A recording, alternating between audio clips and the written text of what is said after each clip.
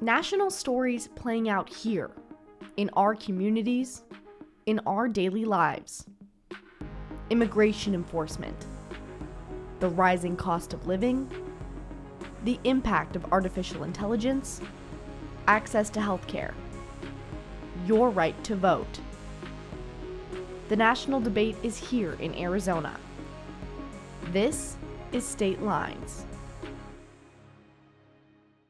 Good evening and welcome to a special edition of Cronkite News, State Lines. I'm Emily Fox-Millian. Tonight we begin here at the Capitol, where we'll be taking a closer look at how national issues are playing out uniquely in Arizona. We begin with immigration, an issue dominating headlines across the country. The Department of Homeland Security said it deported nearly 700,000 people last year and arrested hundreds of thousands more. Cronkite News reporter Edward Neiman shows us how communities across Arizona are responding.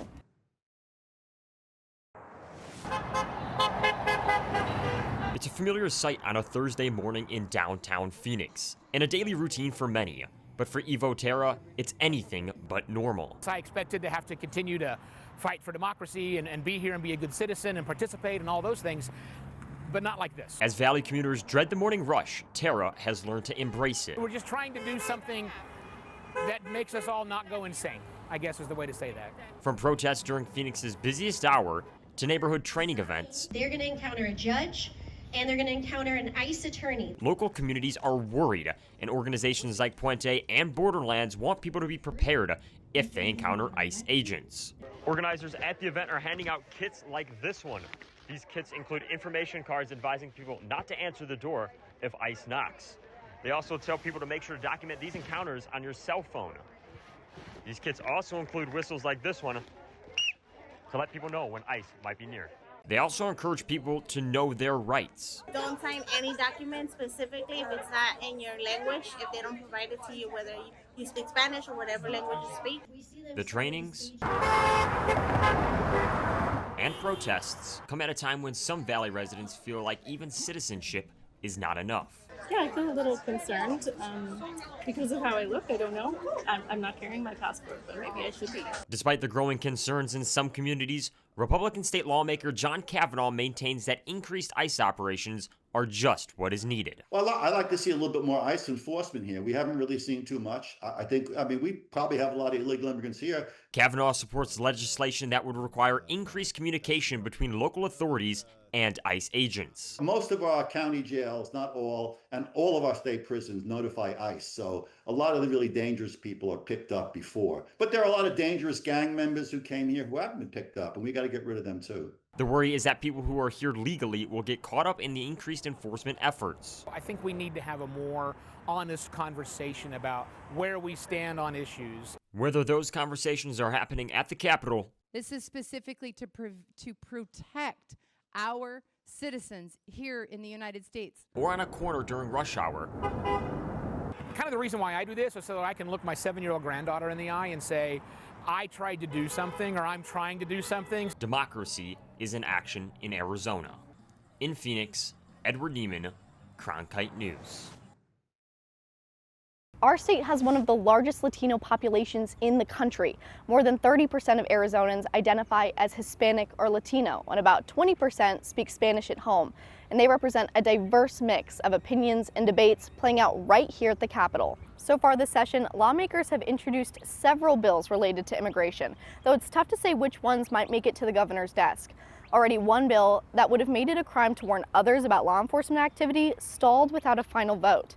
However, another bill that would expand cooperation between local and federal immigration agencies is still working through the process. This bill is simply saying you better train your police in that way, and you better start doing things that forward that goal. The values of my city of Tempe are to not cooperate with ICE very clearly, and my city stood up and said we will not cooperate, and for that I'm very proud, and for that reason I'm also voting no.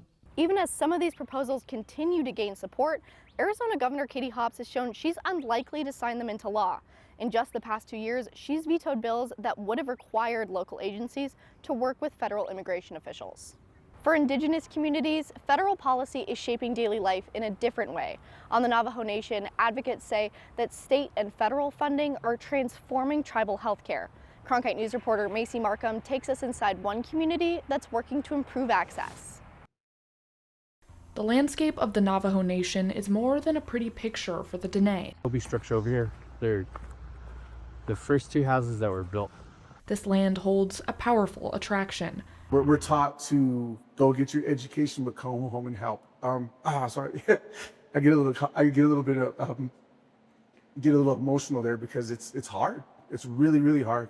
You have people that grow up here, that love it here, that want to come home and help, but you have so many hurdles. Jerem Prowse is the facilities director for Sage Memorial Hospital. He understands the roads on this vast land that spans 3 states and 27,000 miles create connections and obstacles. On the Navajo Nation, as you guys are aware, driving in here, it's far and few in between. That's especially true when it comes to medical facilities. More than 150,000 residents rely on just 5 hospitals. People that in this area that might need dialysis, they're having to travel at least 45 minutes in one direction or another to get the treatment they need. To help fill those gaps, Sage Memorial Hospital is building a dialysis center just 2 years after opening a brand new hospital campus.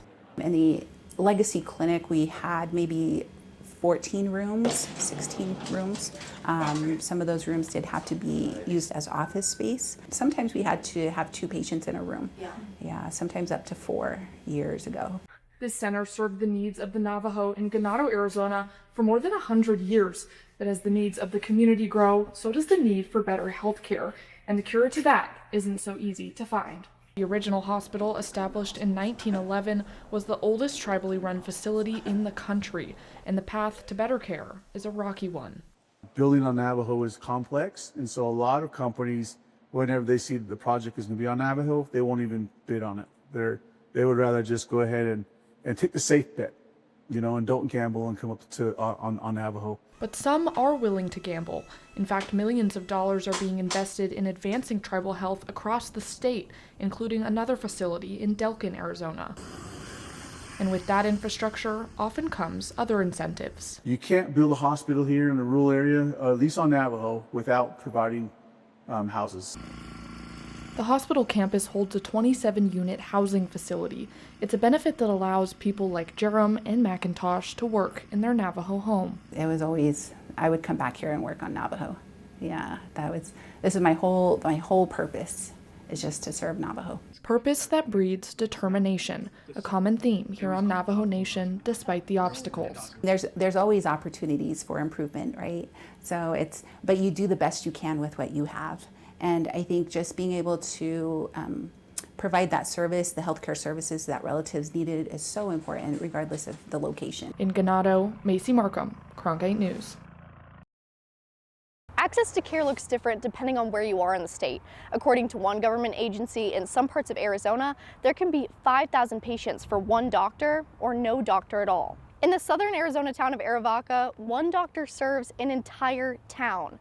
We're a long ways from things, and so people appreciate that I can do full family practice and can do literally almost everything that they need to have done, I can do right here in the clinic. And for people living in small towns like Arivaca, that means long drives, limited options, and harder access to care. Governor Hobbs's budget proposes $4 million in funding to support rural health care. But healthcare costs aren't the only challenge facing Arizonans. Global trade policies are driving up the price of everyday goods, even chocolate. Cronkite News reporter Ray Tadako shows us how global decisions are bringing up prices at the counter. Some people love Dubai chocolate, others like fudge. But have you ever thought about the price of chocolate in the dessert industry? Chocolate comes in different colors, shapes, and intense flavor. But making these fan favorites is getting more expensive. $2 or $4. Maybe $1.30, about $2. $4.50. We would like to keep our prices as low as possible.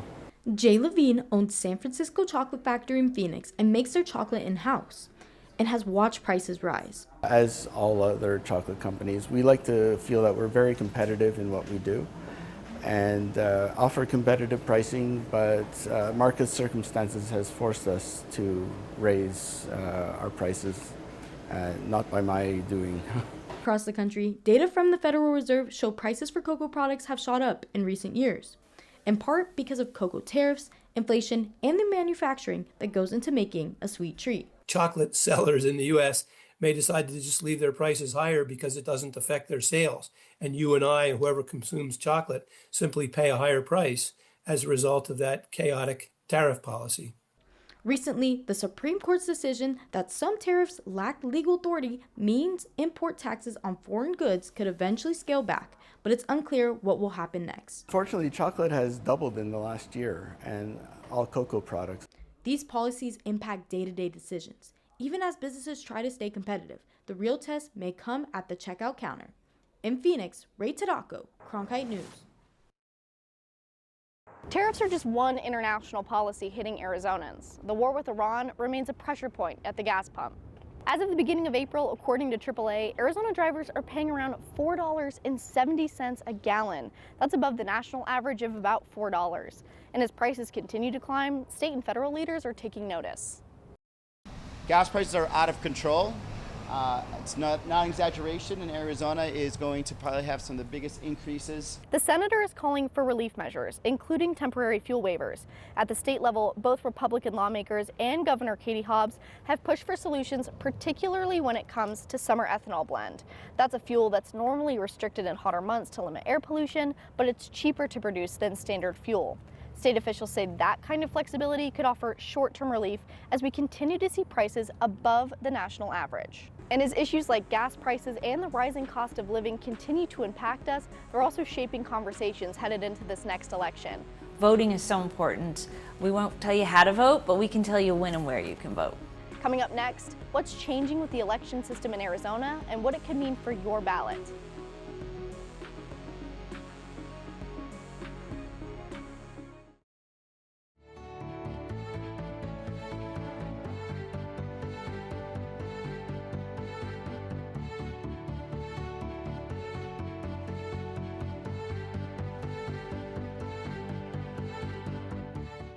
I grew up in a small border town, and water was really important to us. Without enough water, we can't farm, we can't eat, we can't live.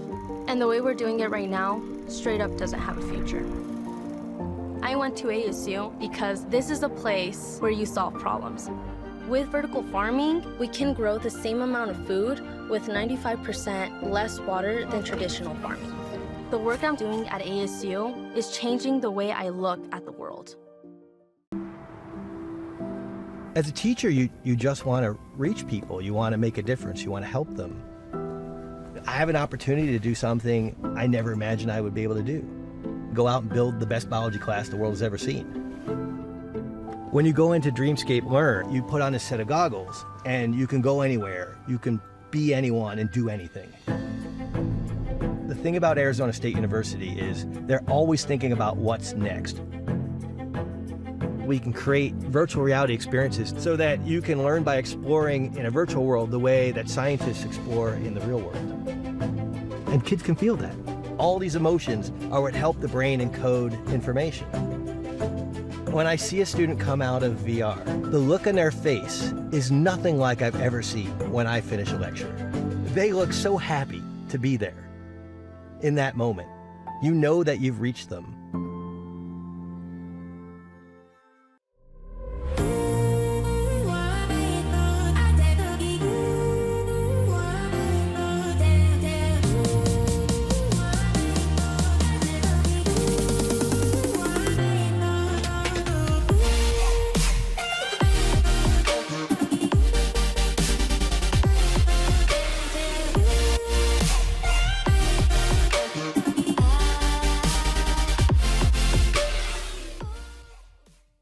Welcome back. As midterms approach, Arizona is once again in national spotlight. Arizona has been at the center of debate when it comes to election security and voter access. Now at ASU, they're using artificial intelligence to improve the system. Cronkite News reporter Ashley Eros takes us inside the effort to strengthen election technology. Problems are piling up. The what, the who, and your approach. And these people are here to solve them. What we're trying to do is to give these elections officials a better understanding of AI and help them figure out how they can use AI to improve their processes. Bill Gates was an election official from Maricopa County and said rumors and misinformation stuck with him. it was very difficult for me to see these good people with integrity be attacked, be accused of rigging an election. Now he's helping with the ASU AI Election Hackathon. Students here are getting the opportunity to meet with election officials and brainstorm tools using AI for future elections. Nathan Shaman and his team worked on creating a chatbot. It's meant to answer election-related questions using secure, unbiased sources in any language. The hope is that it will make more people go out and vote. It will make voting more accessible to people who previously hadn't voted before. Maricopa County election official Brittany Johnson says this generation is crucial for upcoming elections. The younger generation is the people that we're speaking to. They are the ones that are more vocal, more in tune with what's going on in the world. So they are going to be what's influencing everything that we do moving forward. Using artificial intelligence, students came up with tools to help fight misinformation, make information easier to understand, and make the election process run more smoothly. It kind of pushes me to actually solve a problem and to make a solution, because the problem is so relevant to today. And the fact that we have the technology to be able to solve it makes it ever so more important to me. In hopes their tools can help solve or stop future election problems. In Phoenix, Ashley Aros, Cronkite News. As lawmakers continue to debate election security, the focus isn't just on the future, but changing the system that exists now. In Washington, lawmakers are expected to take up the SAVE Act again. That's a bill that would require proof of citizenship to register to vote. And recently, President Donald Trump signed an executive order aimed at tightening rules around mail-in ballots, including new efforts to verify voter eligibility and track ballots through the mail. Supporters say these moves are about election security, while critics argue they could make voting more difficult for some Americans. At the state capitol, lawmakers are also considering changes to how Arizonans register and vote. Cronkite News reporter Abby Jurek explains what's being proposed and what it could mean for your ballot. Inside an Arizona House Committee hearing on elections. It's such a convoluted issue. Republican leaders shared their vision to make Arizona elections faster and ensure that only citizens vote by proposing the Fast Election Results Act, which would amend the state's constitution, and call for voters to show a valid government ID before casting their ballots, prompting debate in the hearing. I'm worried about my own identity being stolen or my own identity being compromised by this rule. So to us, that's a serious concern. I'm voting for voter ID, so only U.S. citizens vote in our elections, only American money goes in our elections, and we count the votes when they're cast. Republican leadership said the amendment would also change the deadline for mail-in ballots, making it earlier than Election Day. Do you want one that's faster and more convenient? Or do you want the same old failed system? In 2020, 89% of ballots cast in the general election were early ballots, raising concern how this change could impact the majority of voters in Arizona. We have 10 counties that are currently central count counties, and they would have to be on-site tabulator counties under this bill. This comes as the federal Save America Act makes its way through the U.S. Senate, which could eliminate mail-in voting completely. As Arizona heads towards the midterms, questions about election security and voter access are top of mind for many. Here to explain the process, how the system works, is Jennifer Leeward with the Maricopa County Elections Department. Thank you for joining us. Thanks for coming down and seeing our facility. So first, I really want to know, we're preparing for upcoming elections. What is the most important thing voters need to know right now? We always recommend prior to any election that registered voters go to beballotready.vote. There they can find all of their voter information, they can ensure that their address is correct, and they can actually view a sample ballot when we are 45 days out from an election. People talk about, what does a secure election actually look like? What does that look like in Maricopa County? There's two ways. One, our elections in Arizona are very secure in the sense that we passed a law in Arizona requiring everybody show ID in order to vote. They also have to show proof of residency and proof of citizenship.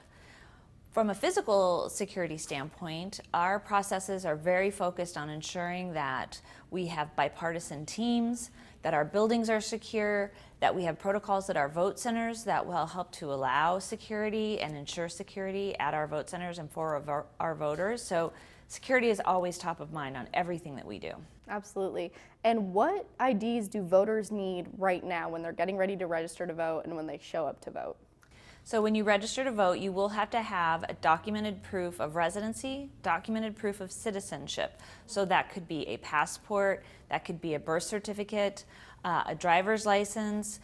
There are a lot of different IDs that you can utilize, and we do have a website. It's getid.maricopa.vote, and people can log on there and find out exactly what they need to bring with them.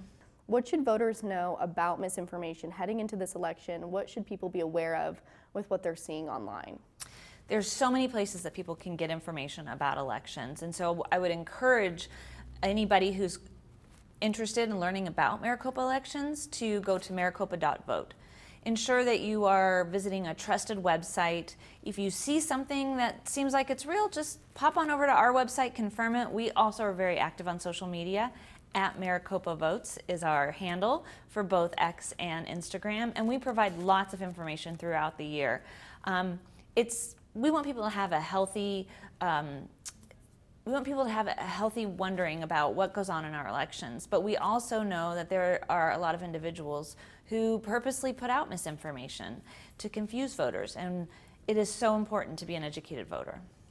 If you had to anticipate the biggest problem or the biggest challenge that we're going to see heading into these elections in Arizona specifically, is there anything that you guys are preparing for?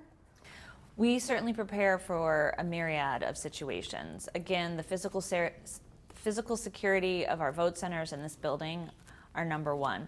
But again, ensuring that people have accurate information so that when they do go out and vote, they can vote confidently and that they aren't deterred and maybe don't cast a ballot because they think it's not going to matter. Voting is so important. We won't tell you how to vote, but we can tell you when and where you can vote. Thank you for joining me. Still ahead, how technology is changing the way we see the world. The line between is it AI, is it not AI, is blurring, and then eventually it's going to be, we're not going to tell the difference. And why experts say it's getting harder to tell what's real and what's not.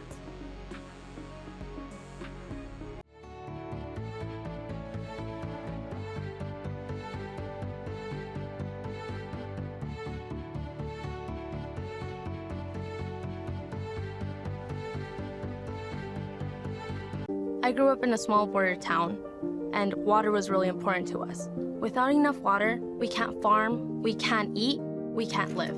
And the way we're doing it right now, straight up doesn't have a future.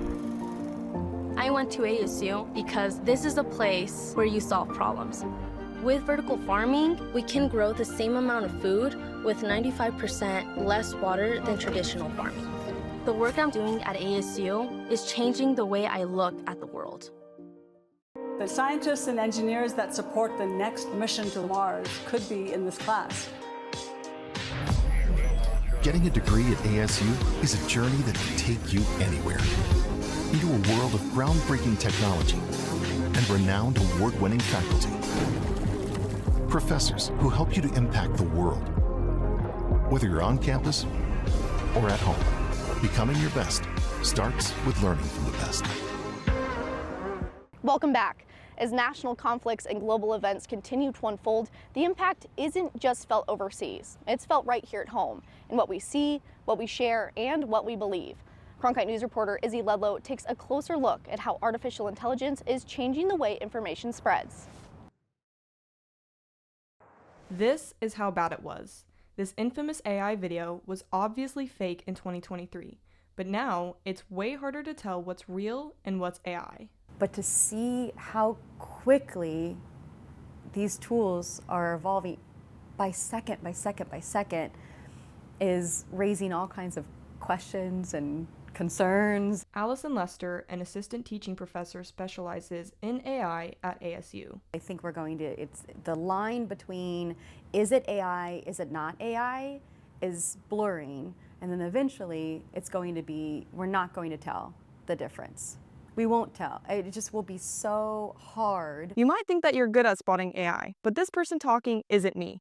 I shared a video of my coworker Elia Steinley, and AI added my voice to her talking for free and fast. It's not just making memes and jokes. We just realized that many of the videos were made with artificial intelligence. Jorge Mendoza Yescas from the Consulate General of Mexico had first-hand experience with misinformation after the killing of cartel member El Mencho in Jalisco, Mexico. Other videos or photos were corresponded to different events, and then they create like Mexico was in total chaos, but that was far from reality.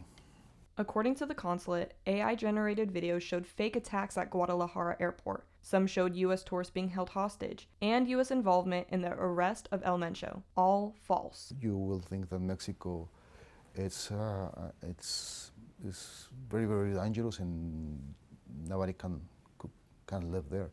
Fakes can twist someone's view of a topic entirely. The wars in Ukraine, Gaza, and Iran have all been the subject of AI photos and videos of events that never happened. It's intentionally designed to create either political divisiveness or to get you, tell you the information that's incorrect, so you do the behavior that it wants you to do. To stay informed, social media users have a larger personal responsibility to interpret information. And that puts a lot of weight on the person to have to use critical thinking in all situations, have to be their own mini investigative journalist. In Phoenix, Izzy Ludlow, Cronkite News.